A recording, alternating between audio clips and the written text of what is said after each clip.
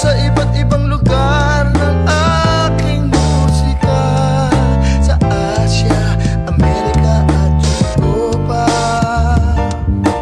Ang saya dahil sa kahit saan may kababayan.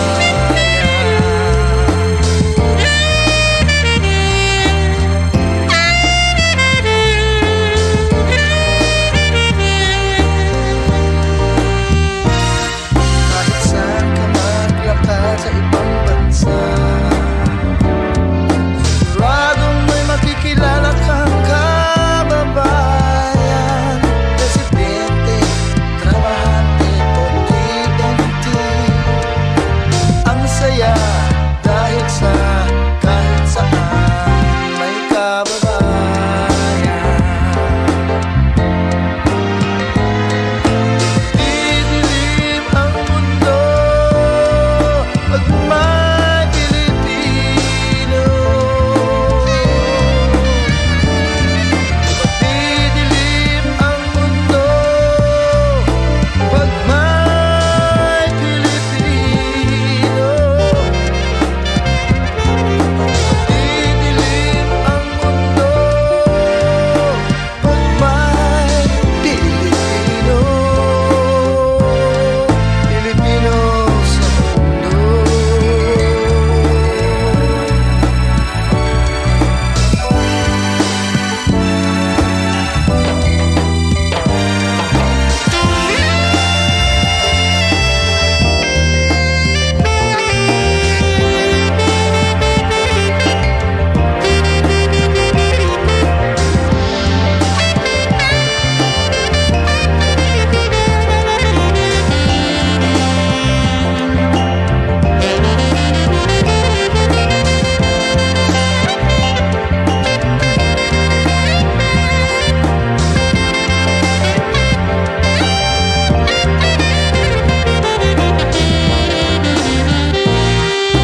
Di nakapagtataka kung sa buwan, sa Mars, sa Pluto may Pilipino.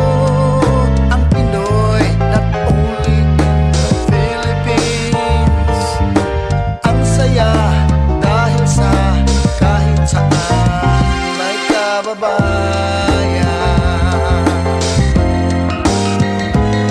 Di magdidilim ang mundo pag may Pilipino. Di magdidilim ang mundo pag may Pilipino. Di magdidilim ang mundo pag may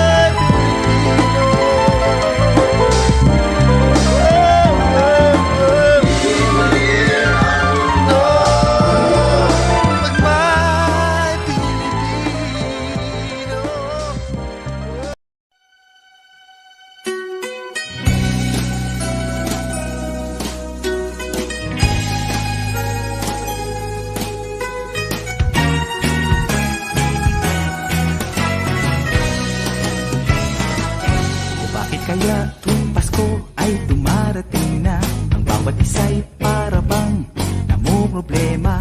Hindi mo alam ang regalong ibibigay ngayong kahirap na nitong ating buhay.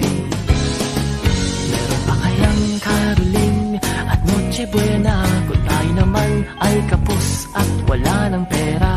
Nakakahiya kung muling pagtaguan mo ang iyong mga inanak sa araw ng Pasko. Ngunit kahit na anong mangyari, ang pag-ibig sana'y maghari. Sapat ng ang kasama mo. Tuloy na tuloy pa rin ang Pasko.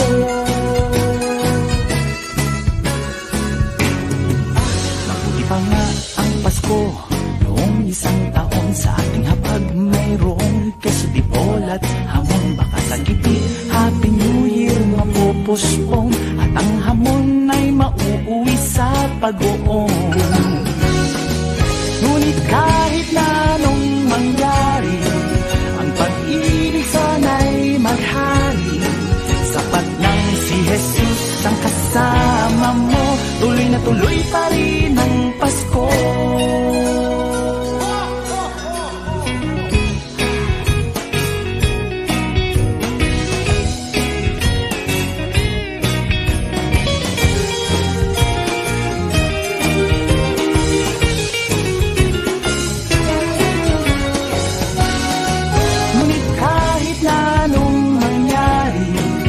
Pag-ibig sana'y maghari. Sapat lang si Jesus ang kasama mo, tuloy na tuloy pa rin ang Pasko.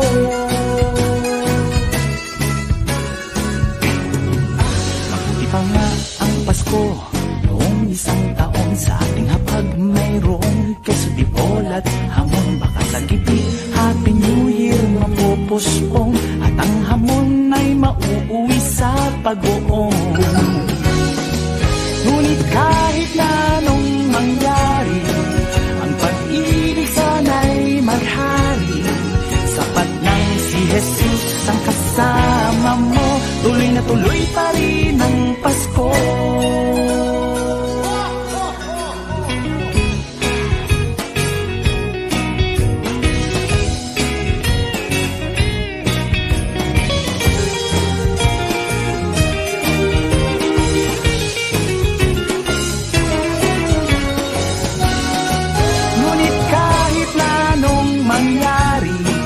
Ang pag-ibig sana'y maghari.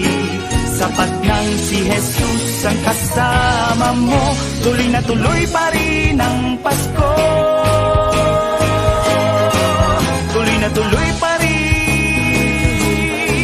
Tuloy na tuloy pa rin. Tuloy na tuloy pa rin ang Pasko.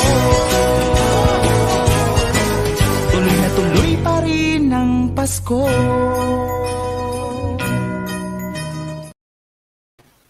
Okay, magandang gabi po. Webis ng gabi, mga Dabarkads at mga kabarangay. Ito naman po inyong Chairman Fred. Ngayon po sa ating Webis ng gabi palatuntunan ng Global Pinoy Show. Okay, at dito naman po, balot na balot po tayo at mukhang napakalamig po sa labas. At dito po sa atin sa studio ay meron tayong fireplace sa likod, pero ganun naman ay medyo malamig pa rin, kaya kailangan ay balot na balot tayo, ha? Pinakamalamig na talagang tunay na Christmas po ang nangyayari ngayon dito sa atin sa Melbourne. Hindi po pangkaraniwan na mainit ang December natin at lumalamig. At ganoon din po sa ibang dako ng mundo.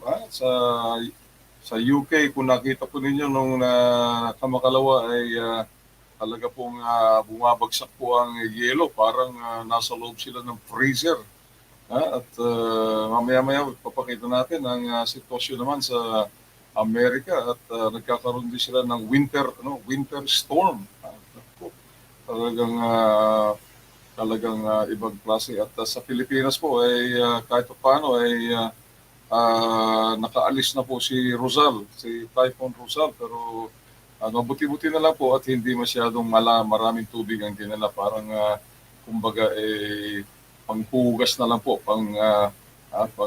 panghugas na lang po yung ginawa ni Typhoon Rosal para nga naman luminis ang hangin para sa ating simbang gabi. Malapit na po ang ating simbang gabi. Ilang tulog na lang, isa mamaya at saka bukas na ang gabi ang tulog. Umpisa na po. Tama, bukas po ang umpisa, 16. Isang tulog na lang pala, ngayong gabi na lang ang tulog. Tapos bukas simbang gabi na po. Ayan, so hopefully magising tayo at makapagsimba tayo sa simbang gabi nila bukas ng madaling araw. Okay, so tutuloy-tuloy po tayo at patugtog naman po tayo ng ating mga tugtugin dito at marami po tayong balita. Okay, subalit nais lang po natin ipaalam na ang ating pong mga selebrasyon sa Melbourne ay tuloy na po. So, inaanyayahan po kayo ng City of Melbourne na makipagsaya sa kanilang Christmas presentation po.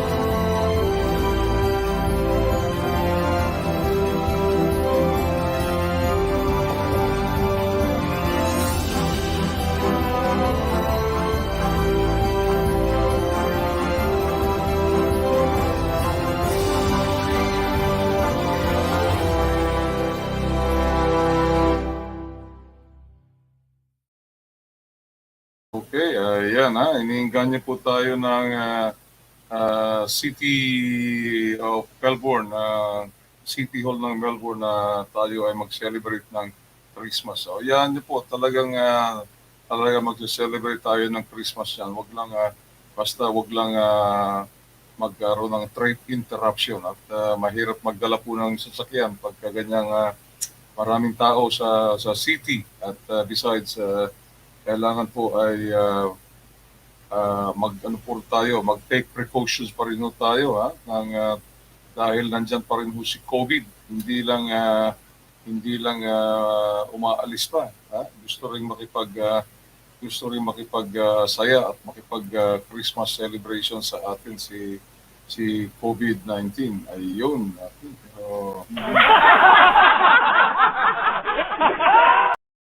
Balita po muna tayo. Marami tayong mga balita ngayon sa araw na ito.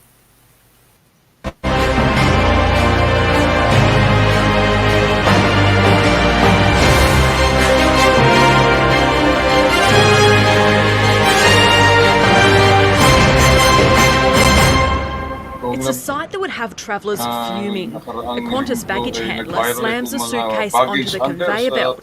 The laughter of his colleague captured on video. Suitcases tossed straight over the side. Another lobbed like a basketball. The video, filmed at Melbourne Airport, was uploaded to TikTok. That's awful. I can't believe someone would do that. That shouldn't be happening to our bags, I think, and especially since we're paying so much for the flight.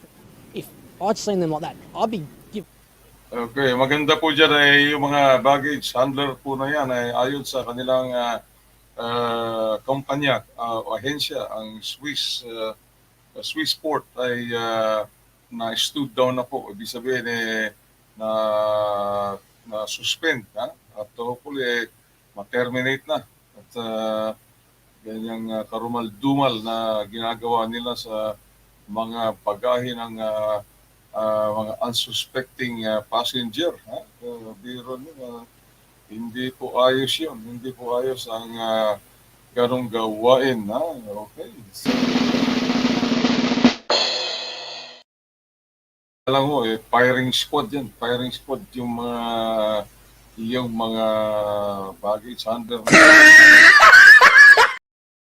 Kamalay-malay nga mga pobre mga pasahero pagkatapos yung pala ay tinitilapon lang yung kanilang mga baggage kaya pala yung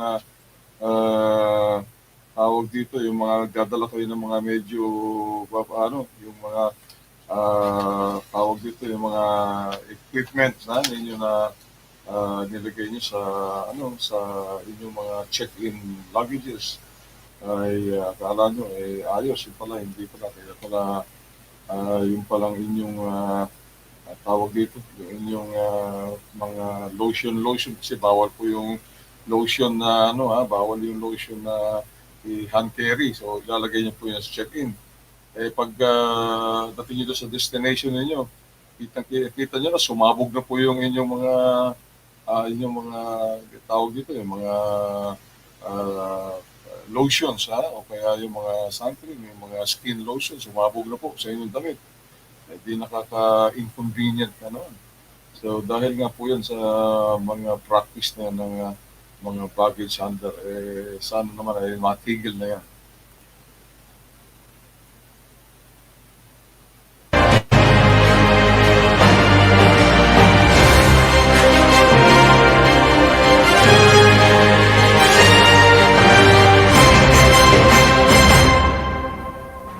Okay, at samantala naman ay ang Metropolitan Fire Brigade dito po sa Melbourne ay nagkaroon po ng glitch at mukhang nahack po yung kanilang tawag dito, communication system at saka alarm system. So, buti na lang at hindi po masyadong kainitan ngayon. So, walang masyadong very low ang risk ng danger ng sunog at medyo umuulan-ulan at malamig. Pero nahack na po, kaya nagmano-mano na lang sila pag may mga rescue requirement ang fire brigade. Okay, ito po, tignan po natin. Good evening. Victoria's fire service is being crippled by a suspected cyber attack that's forced its entire IT network offline. The shutdown is expected to last for days, with the response to 000 calls now being handled by firefighters manning radios and pagers.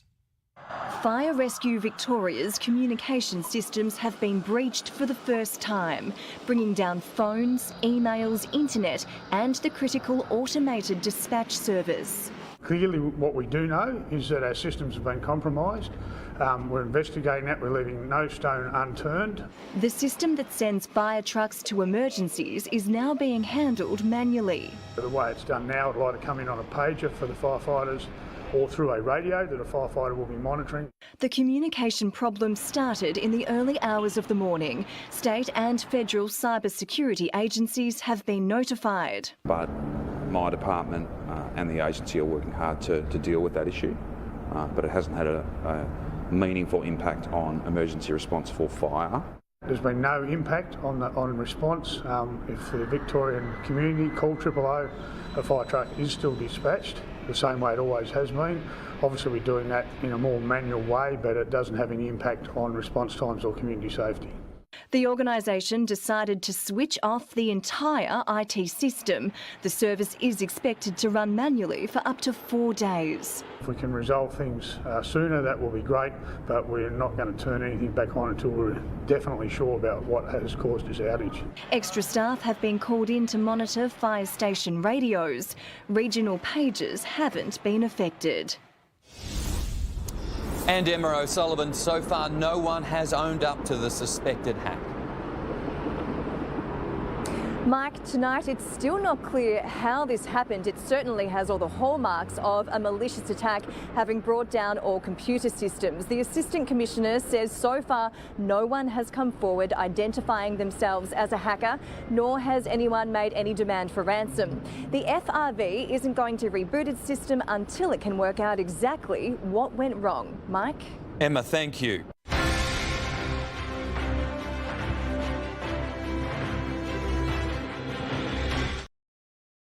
Okay, ayan po nangyari at mukhang mapipilayad muna ang IT and communication system ng Metropolitan Fire Brigade sa susunod po na mga 3-4 na oras, 4 na araw. Kaya medyo iwas muna kayo ng huwag niyong pababayaan ng inyong mga barbecue dyan. Pagkatapos pong mag-barbecue, kailangan basahin at patayin po ang uling na hindi nagamit. Baka kayo ay mga ilangan ng tulong ng fire brigade, medyo madidelay po. Alright, okay. Alright, so kaya ingat lang po at dobling ingat lang. Anyway, maski na may fire, may bumbero, fire brigade, kailangan mag-ingat pa rin po tayo. Okay, at sa ibang balita naman.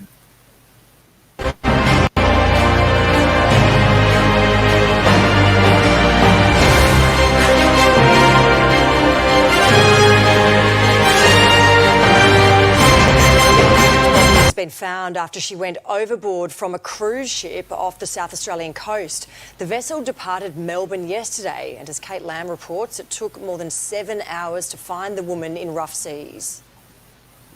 A cruise holiday ending in heartache. Passengers alerted just before midnight of a woman overboard. And we went out to have a look, and that's when we saw several lifebuoys that had been deployed. The Pacific Explorer coming to a halt, then circling, waiting for reinforcements to arrive in the form of a search plane from Victoria, a police helicopter from Adelaide. The ship had been making a 4-night journey from Melbourne to Kangaroo Island. The 23-year-old, who'd been travelling with a family member, tumbling into 5-metre seas, 75 kilometres off Cape Jaffa. And the sea was really choppy, so it was very hard to sort of stay in the same place. More than 7 hours later, another heartbreaking announcement. The young woman's body had been found. Some people didn't know what was going on. You could just see like the colour drain from their faces, basically. Emergency crews left with only unused rescue equipment to unpack. The cruise ship returned to Port Melbourne.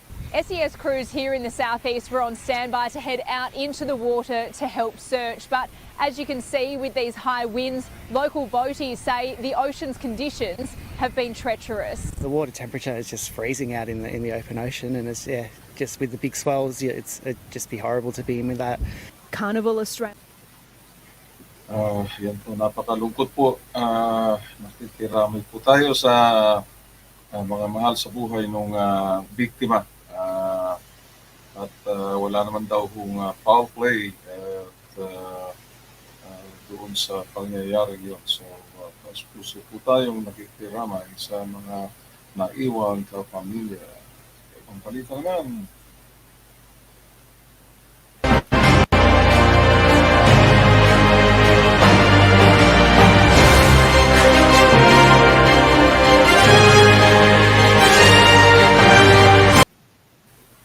Okay, sabi naman ng Jetstar, ready na raw sila sa Christmas rush.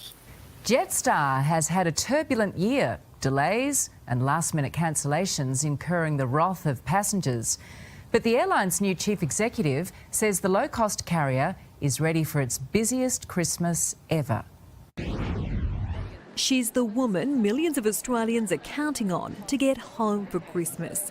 Jetstar's Stephanie Tully taking the reins as the airline battles to restore its reputation. My focus and everyone at Jetstar is to build resilience into our operation so we don't let customers down. Flight delays and last-minute cancellations have dogged the airline this year. The former Qantas Chief Customer Officer drawing on her 18 years' experience with the national carrier to repair Jetstar's relationship with travellers. I've been visiting all the Jetstar bases, talking to cabin crew, pilots, engineers, airport staff, and what I can see is that all the Jetstar team are so committed to delivering for the customer. Rising fuel prices, staff shortages and the demand for travel have also seen airfares skyrocket. Yesterday, the airline's second A321LR, known as the Neo, left Hamburg for Melbourne. Today, the aircraft was getting a final check before its first passengers board a flight to Brisbane this weekend. The Neo obviously has brand new engines that are more fuel efficient, greater range. Internally in the cabin, the seats are wider. The overhead bins are a lot bigger, about 40%. The Neo can carry 232 passengers and uses 20% less fuel. And with 2 more arriving next month, the airline claims it'll help deliver those cheaper fares. That's really important. Ayan po, Jetstar ay ready na raw po. Kala ko yung Jetstar ay nagsara na, hindi pala. Ang nagsara po pala yung Tiger Airline po ang nagsara na ilang low-cost airline ng another major airline. Itong Jetstar, ito yung low-cost airline ng national carrier ng Australia. Okay, so ready na sila. Okay, so ang pinapanalangin lang po natin ay maging ready po yung ating national carrier, flag carrier, Philippine Airlines po sana ay gawin din yung special yung pamasahe mula po dito sa Melbourne at saka Sydney. Sa balita po namin talagang binagsak ang presyo. Binagsak ang presyo from Perth to Manila. Paano naman po kami dito sa Melbourne? Kailangan po medyo makauwi din tayo sa atin sa Manila, sa Pilipinas, itong Pasko na ito. Kailangan medyo bigyan nyo rin kami ng discount. Ayan. Sige kayo, sasakyan na lang namin. Air Asia na lang ang sasakyan. Ayan. Air Asia na lang ang sasakyan. Sige kayo, hindi na namin ipapatronize ang Philippine Airlines. Okay. Ewan ko, bakit sa Cebu Pacific hindi pa bumabalik? Siguro nag-holiday pa sa Cebu, ang Cebu Pacific. Kumakain pa ng special na Cebu charcoal lechon belly. Ayan. Thank you.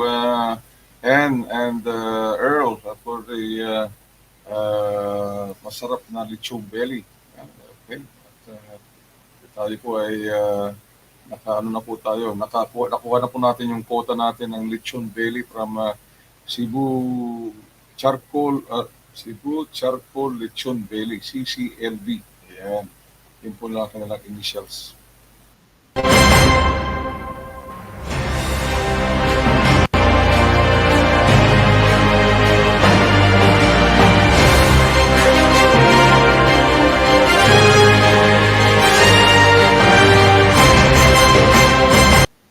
Okay, dumako naman po tayo sa ibang bansa. Sa Estados Unidos ay habang tayo po ay nanginginig dito sa lamig at basang-basa sa ulan, baha, sila po naman ay parang hinahalukay sa loob ng food mixer sa kanilang mga tornado.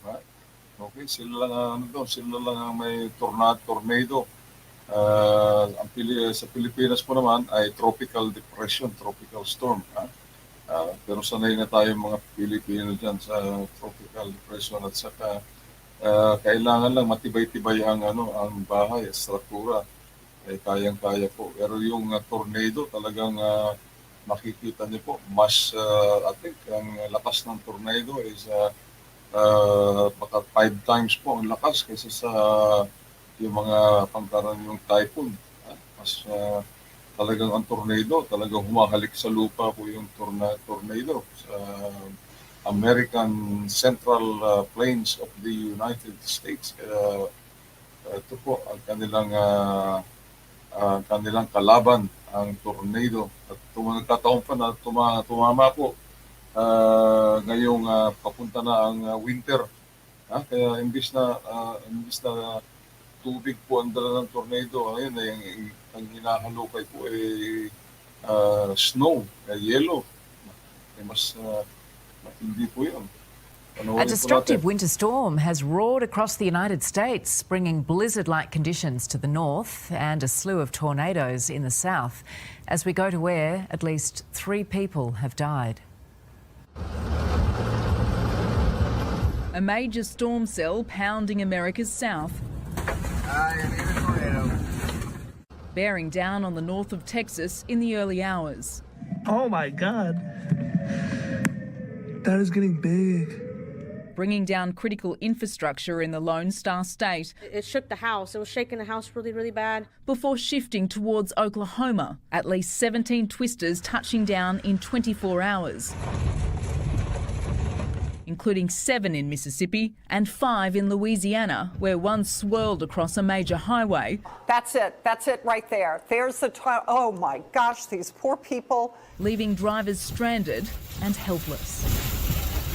Homes were flattened in nearby Keithville and Farmerville. 20 people were taken to hospital, some with critical injuries. A woman was found dead 1 street over from where her home was destroyed. Her husband desperately searching for their 8-year-old son with rescuers. His body found nearby. And we couldn't even find the house that he was describing and with the address. Everything was gone. Whoa, look at that. Late today, the storm system headed east, bringing tornadoes and freezing rain to downtown New Orleans. In the United States, Alison Petrowski, 9 News.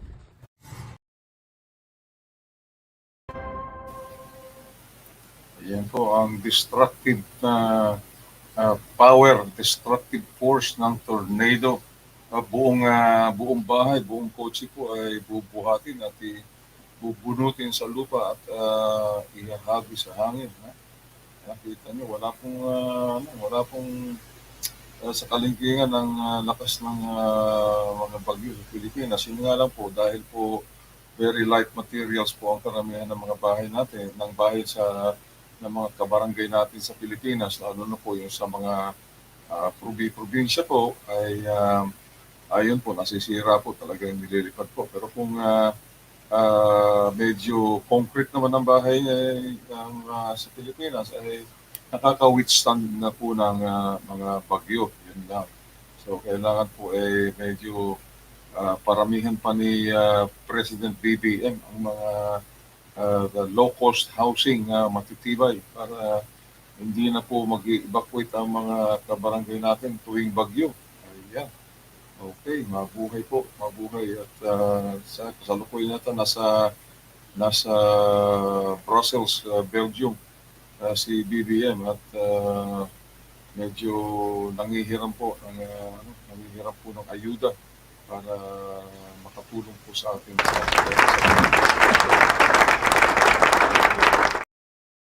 Okay, sa ibang dako naman.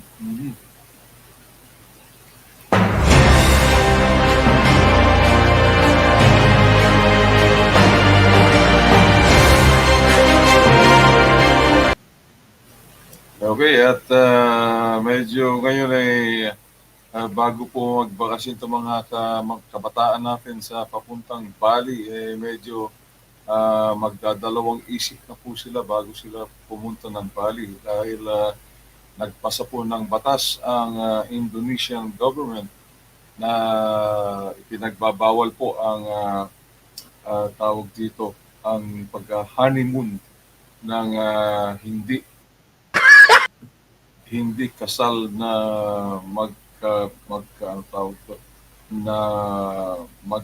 hindi magkabiyak, ang hindi kasal na magkapareha. Okay. Whether it's babae sa babae o babae sa lalaki o babae sa babae o sa lalaki.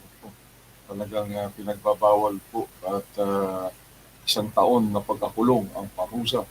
Talagang maaasahan niyo po yan dahil alam niyo, Indonesia is a strictly devout, conservative, Muslim country. Ayan. Okay, so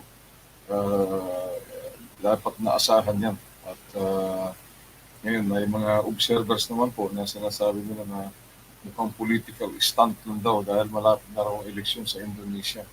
Ayun, so tingnan po natin ang mga developments na yan. Bumagsak ang tourism na pupunta sa Indonesia, sa Bali, dahil po dyan sa bagong batas na yan. Well, wala tayo magagawa. Walang hindi pwedeng pagbawalan, hindi pwedeng kontrolin yan ng Australian government because Indonesia is an independent country. It's being labelled a bonk ban, and today Australian tourists in Bali were reacting to a new Indonesian law which threatens a year's jail for anyone caught having sex outside of marriage. It's among a raft of new conservative rules imposed by Indonesia in the lead-up to next year's election. Experts say there's no exception for international visitors, but there is one important catch. It's Australia's favourite island getaway, known for its beaches, bintang, and now a bonk ban. Bali will lose a lot of tourists. I will stop coming here. I won't risk a jail sentence for a little holiday. You should be able to jiggy whoever you want. Indonesia's parliament has ratified a new criminal code punishing sex outside of marriage with up to a year in jail. The Indonesian government has said that it's going to phase it in over 3 years. It's not clear what that means. It's going to make people second guess a little bit coming over here. You're your own country, you can do whatever you want. Tourism is the lifeblood of Bali's economy. 18 plane loads of Aussies fly to the island every day. Probably going to be in a bit of trouble. I'm not married and I'm single, so I don't know how that's going to work out for me. It's their country, they can do whatever they like. You live your way, abide by your rules in your land, you've got to abide by the rules in someone else's land. Experts say the new law has some important fine print. Police can only investigate if they get a complaint. Oh, it does require a report from a close member of the family, a husband, a wife, or a parent or child. It sparked demonstrations. The new laws also criminalise cohabitation outside marriage. They punish abortion and make it illegal to insult public officials. I don't think this law is about tourism. I think it's about politicians positioning themselves as moral champions in the lead up to major elections. Still, there are no exceptions for international visitors. I can understand that this has been, a source of some anxiety. But even late this afternoon, the Foreign Affairs Smart Traveller website still hadn't been updated to warn Australian tourists. Daniel Sutton for 10 News First. And we asked. Okay, ayan. Okay, talaga pong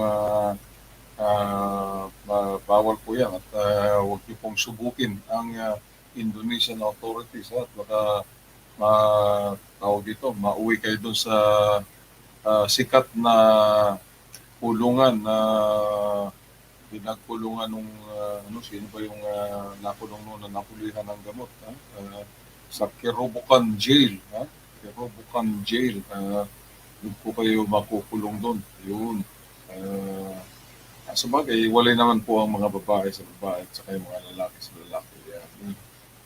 So, yun lang po. So, anyway, so huwag niyo na po subukan. Mahaba-haba din po yung isang taon na pagkabilanggo.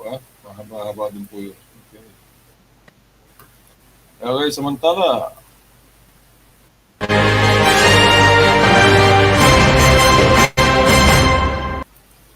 bago po tayo dumako sa balita sa Pilipinas ay patugtog po muna tayo ng Christmas songs.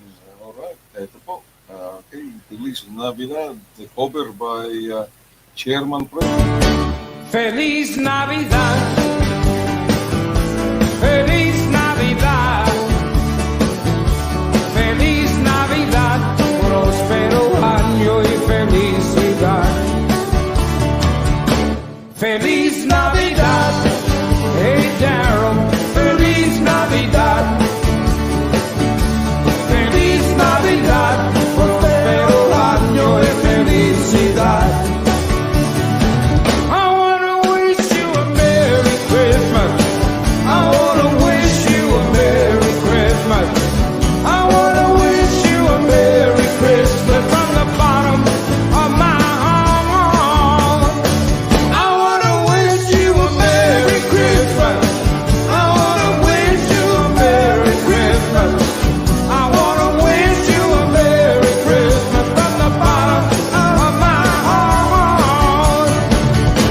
Feliz Navidad, Feliz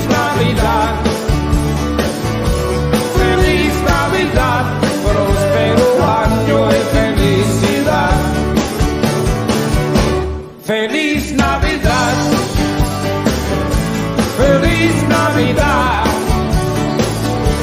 Feliz Navidad, próspero año y felicidad. I wanna wish you a Merry Christmas. I wanna wish you a Merry Christmas. I wanna wish you a Merry Christmas from the bottom of my heart. Bring it down, fella.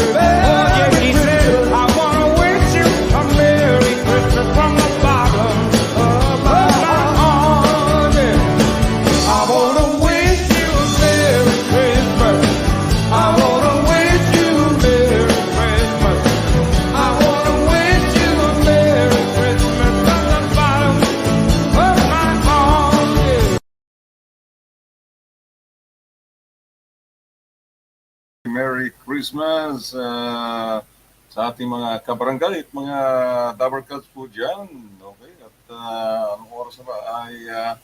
Ito po, 37 minuto makalipas po ang ika-10 ng gabi ba? Mga gabi na pala, okay lang. At 20 minuto na lang po bago tayo magpaalam. Kaya ihatid naman natin itong mga balita buhat naman sa Pilipinas. Okay.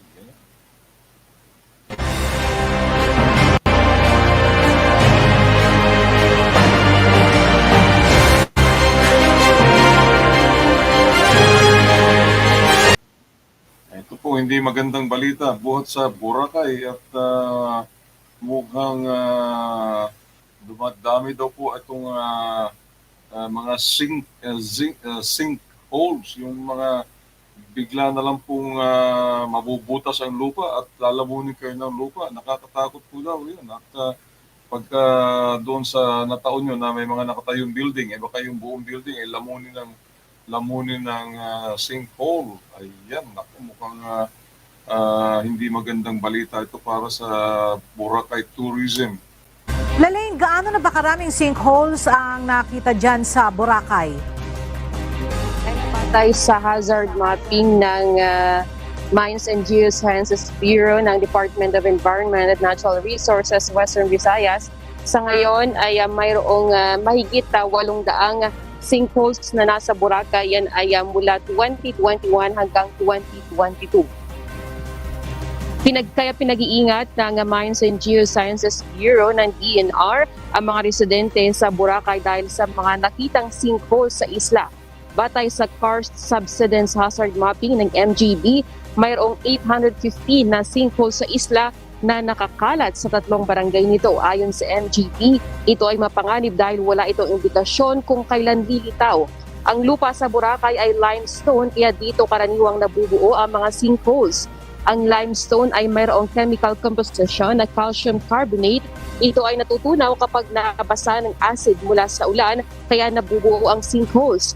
Kapag hindi matibay ang pundasyon ng gusali sa isang lugar na may sinkhole, ay maaari itong makulaps. Ayon sa MGB, maaari namang magtayo ng mga gusali sa lugar na ito, pero mga maliliit lamang kagaya ng bahay, kubo o one-story building. Pero mas ligtas pa rin anya kung wag nang pagtayuan ng mga lugar na mayroong sinkholes. Gayunpaman, dapat pa rin maingat ang publiko na baka gumuho ang tinatayuan nilang bahay o gusali. Ayon sa MGB, dapat masunod na lokal na pamahalaan ang itinalagang carrying capacity para sa isla para maiwasan ng overcapacity. Ang tourism capacity ng Boracay o ang bilang ng mga turista na papayagang makapasok sa loob ng 1 hanggang 3 araw ay 19,215 lamang o 6,085 tourists per day. Ang population carrying capacity naman nito ay dapat 54,945 lamang, kasama na ang 35,730 na mga residente. I-turn over na ng MGB sa lokal na pamahalaan ng Malay-Aklan sa Boracay itong listahan ng hazard mapping ng mga sinkholes para sa monitoring. Yan muna ating balita mula rito sa Iloilo City. Balik sa iyo, Ella. Maraming salamat, Lalaine Moreno. Kung nakakabahala po yan, sinkholes sa Boracay.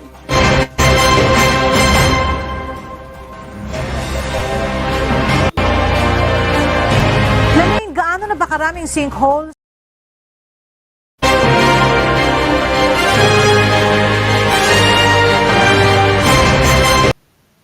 Yun naman po ay ang pangako po ni BBM na ibababa sa hanggang sa 20 o 20 pesos ang 1 kilo ng bigas ay posible daw po. Ayon naman sa bagong appoint na administrador ng National Irrigation Authority. Tignan nga natin kung paano niya ibababa ito. Okay. Ibig sabihin naman 6.75 ang production cost mo ng palay. Pwede mo ngayong, pwedeng 20 pesos na ibenta mo yung bigas.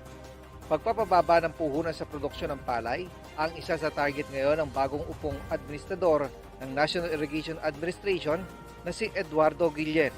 Bitbit ng opisyal ang karanasan nito sa agrikultura sa Pidig, Ilocos Norte, kung saan ito naging mayor sa loob ng ilang termino. Ayon kay Guillen, mahigit sa kalahati ang mababawas sa gasto sa pagsasaka kung mabibigyan lamang ng tamang kaalaman at ayuda ang mga magsasaka. Mula sa puhunan, binhi, pataba, makinarya sa pagsasaka hanggang sa paggiling ng palay. Tataasaan niya ang kita ng mga magsasaka kung mapabababa ang gastusin nila. Isa rin niya sa mahalaga sa agrikultura ay ang irigasyon. Ayon kay Guillen, kailangan makapagtayo ng mga pasilidad na maaaring mapag-ipunan ng tubig. Iuugnay ito sa mga itatayong infrastruktura ng DPWH na pampigil ng baha para makatipid na rin sa budget. Ayon kay Guillen, posibleng maging triple ang kita ng mga magsasaka kapag naipatupad ng tama ang mga proyekto sa agrikultura. Sa ganitong paraan ay matutulungan na makaahon sa kahirapan ang mga magsasaka. Ayon kasi sa Philippine Statistics, sa PSA, majority ng mga mahihirap ay nasa rural areas. More than 60% ang mahirap nasa rural areas. Usually ito ho yung mga farmers and fisher folks. So, pababain natin yon. Tsaka gusto niya matulungan talaga yung ating mga farmers. Yung maihatid sa kanila na tulong ay tama, napapanahon, at yung talagang gusto nilang tulong. Si Guillen ang pumalit kay dating NIA Administrator Denny Antiporda matapos patawan ng 6 na buwang suspensyon ng Office of the Ombudsman dahil sa reklamo ng ilang mga empleyado. May mga unang inireklamong empleyado si Antiporda sa Office of the Ombudsman dahil umano sa mga irregularidad. Mabigat din niya ang laban sa korupsyon sa ahensya. Pero ayon kay Guillen, ipauubayan na lamang niya ang issue sa Ombudsman. Ang nasa posisyon na tumingin yan ngayon, nasa Ombudsman naman na po. So ang kailangan ko lang gawin ay yung mga itong empleyado natin sa NIA ngayon, ang obligasyon ko lang dito, I will see to it na yung pinapasweldo ng gobyerno sa kanila ay masulit naman natin. Ray Pilayo, UNTV News and Rescue, Diyos ang aming sandigan, serbisyo publiko ang aming pinahahalagahan.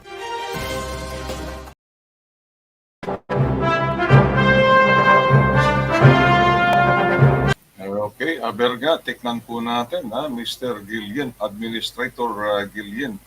Okay, kung maipapatupad nyo ang reforma dyan sa NIA, National Irrigation Administration.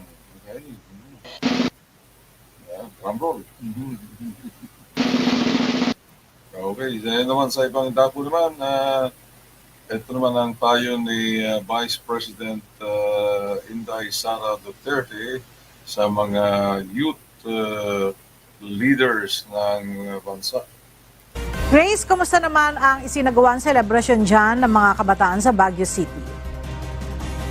Yes, Ella, bagamat malamig dito sa City of Pines ay naging mainit naman ang pagsalubong ng mga kabataan ng youth leaders ng Knights of Rizal dito sa Teachers Camp kaninang umaga.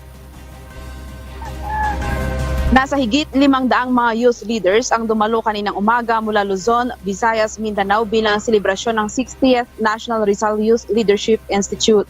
Paalala ni Vice President Sara Duterte na sikapin nilang maging mabuting halimbawa o ambassador ng mga kabataan gaya ng ating pambansang bayani na si Dr. Jose Rizal. Ang isang organisasyon ay susi upang mahubog ang kanilang kasanayan at kaalaman upang manguna sa mga kapwa kabataan sa pag-unlad ng isang komunidad o ng bansa. Ipinunto din ng Vice Presidente ang kahalagahan ng edukasyon upang labanan ang drug addiction at ang paghikayat o recruitment ng mga teroristang grupo sa hani ng mga kabataan laban sa pamahalaan. Sinabi pa nito na unahin ang pagtulong sa kapwa at sa bayan bago ang paghanap ng partner sa buhay. Hindi kailangan ng partner para maging masaya. Kasi sa kakahanap natin ng boyfriend, ng girlfriend, nakakalimutan natin na there are bigger things that we can do that can leave a legacy for our country. As an example, sabi ko nga, and you can find happiness in that. Yung dapat nauna sa consciousness natin na mga Pilipino, una muna ang pagtulong, sunod na lang ang love. pahayag naman ni Mayor Benjamin Magalong, sinabi nito na dapat kilalanin ang mga kabataan bilang mga leader ngayon pa lang. Ito ay dahil sa mga kabataan nanggagaling ang mga bagong ideya, innovation at cultural excellence. Ngayon pa lang ay dapat ma-practice na nila ang good governance. Umaasa ang Vice Presidente na sa pamamagitan ng kanyang mensahe ay maging inspirasyon sa pagiging makabayan na unahin na tulungan ang kanilang kapwa para sa pagsulong ng ating bansa. Yan muna ang update live mula dito sa Baguio City. Balik sa iyo, Ella. Maraming salamat. Okay, yan napakaganda ng advice ni OBP, BP Inday Sara Duterte. Kailangan unahin muna ang paglilingkod sa kapwa bago paglilingkod sa kapartner. Okay, huwag muna kayong masyadong magseryoso sa paghahanap ng mga partner. At marami po yan, darating po yan. Ang importante po ay habang malakas pa ang kabataan, kailangan ay makapaglingkod sa bayan.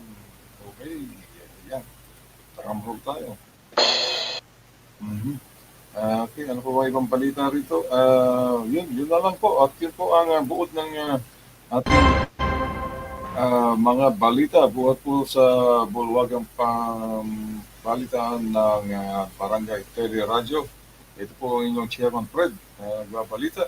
Okay, at tugtog po tayo ng Christmas na. Pasko na sinta ko. Sabi naman ni Gary V. Okay, para sa mga inaanay po natin ito para sa mga pinagdaraanan, may mga pinagdaraanan. Sana po makarating sa inyo sa inyong patutunguhan.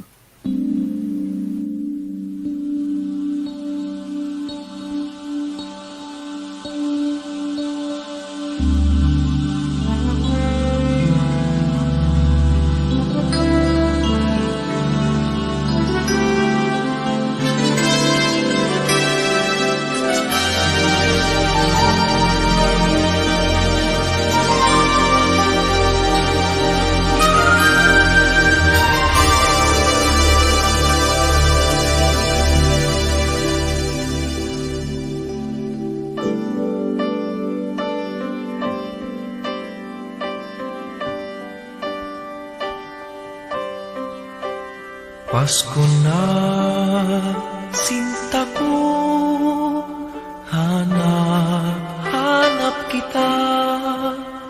Bakit magtatampot, nilisan ako. Kung mawawala ka, sa piling ko sinta. Paano Pasko, inulila mo. Sayang sinta ang sinupaan at pagtitinginan. Tunay, nais mo bang kalimutan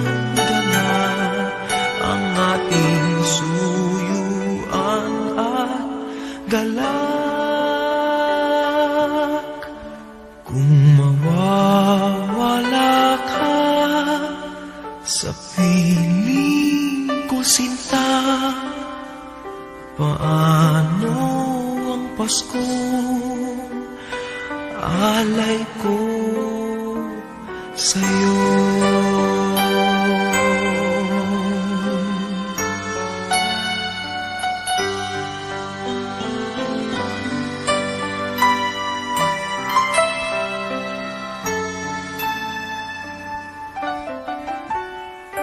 Kung mawawala ka, sa piling ko sinta. Paano ang Pasko, inulila mo. Sayang sinta ang sinupaan at pagtitinginan. Tunay, bang kalimutan ka na ang ating suyuan at galak? Kung mawawala ka sa piling ko, sinta, paano ang Paskong alay ko sa'yo?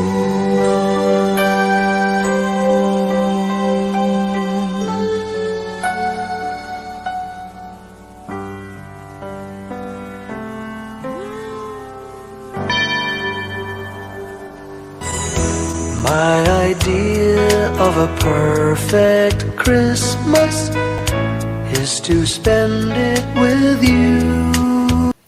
Okay, ayan po talagang ilang tulog na lang po ay Pasko na at isang tulog na lang po simbang gabi na. Pagkatapos siyam na tulog po yun, tapos Pasko na po. Kaya itong si Mr. Jose Marichan ay atin na pong pakakantahin ng gusto.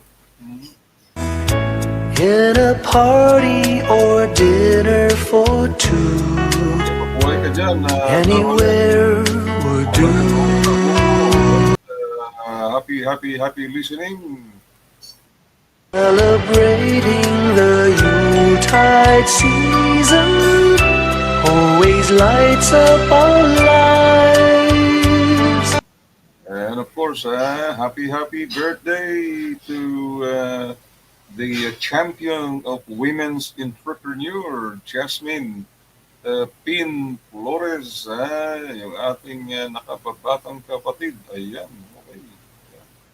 Pleasures are made special too when they're shared with you. Looking through some old photographs, faces and friends we'll always remember. Watching busy shoppers rushing about in the cool breeze of December. Sparkling lights all over town. Children's carols in the air. By the Christmas tree, a shower of stardust on your hair. I can't think of a better Christmas than my wish coming true. And my wish is that you'd let me spend my whole life with you.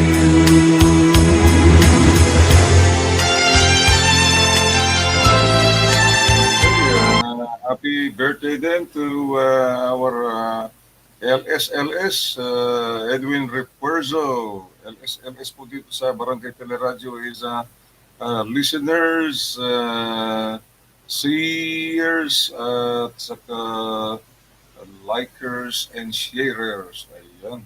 Okay. Listen, see, like, and share.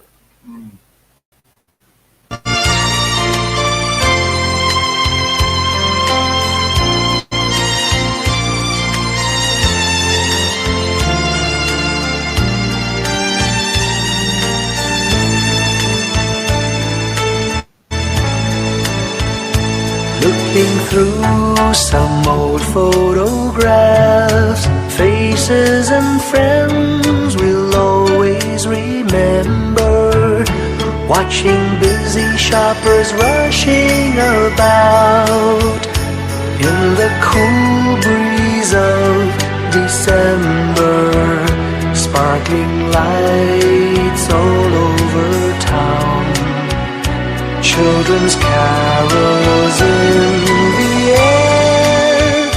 By the Christmas tree, a shower of stardust on your hair. Okay, mawalang galang na Jose Marichan at magpapaalam na po si Chairman Fred sa ating mga Dabarkads. Ngayong gabi po, Huwebes ng gabi, Global Pinoy Show. At ating po pamamaalam ay ihatid ko po sa inyo ang bagong-bagong Christmas Carol album ng ating mga katoto o kabarangay from Sydney. Ito po yung mga Filipino Filipino media group. Ayan, Filipino media group from Sydney. Ito ang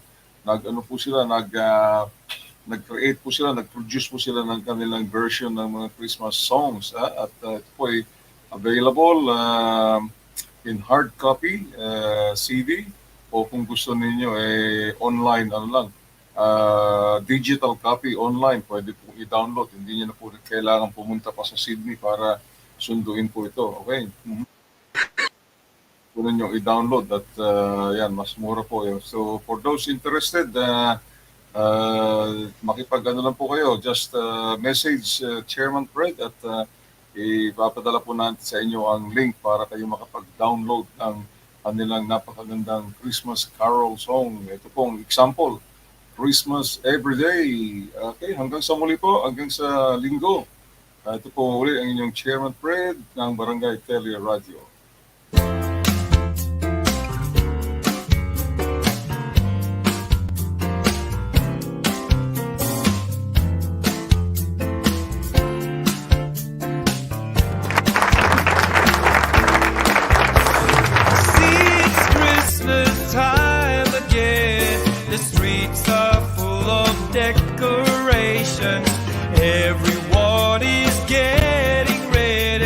Santa's on his way. People cramming to make a list, rushing to get that special gift. It's a happy time indeed for every single kid.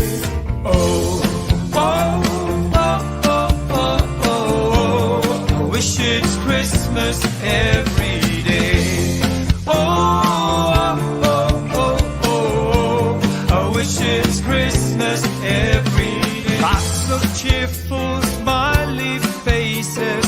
Family and mates get together, dancing all to Christmas carols, Christmas sing-along. The number one thing on my list is to pack a lot of love this year, spread to all the Christmas cheer. Our hearts in Christ will live. Oh, oh, oh, oh, oh, oh, I wish it's Christmas every day. Oh, oh, oh, oh, oh, I wish it's Christmas every day. Christmas spirit in our heart, there is no limit. Let's give each other love a minute. All the lights in the streets take me back in time when I was just a kid during Christmas time. I remember staying up till my eyes get tired, but bedtime for me wasn't on the plan. Did I write all the things on my saddest list? Wait, I think I should have checked just in case I missed. To include all the things I wanted for this year. It's really time waiting for another year. So you know there was one that's on my list. To pack a lot of love this Christmas Eve and to celebrate it not only once a year. Imagine if every day you hear Christmas cheers. And if you happen to see Mr. Santa, please tell him all these things so I can grant a wish. Christmas every day, can you imagine this?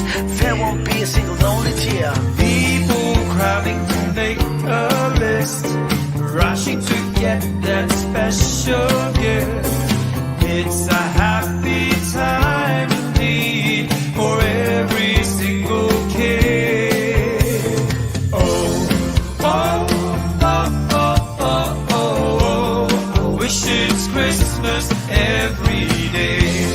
Oh, oh, oh, oh, oh, I wish it's Christmas every day. Christmas, Christmas, Christmas every day. Christmas, Christmas every day.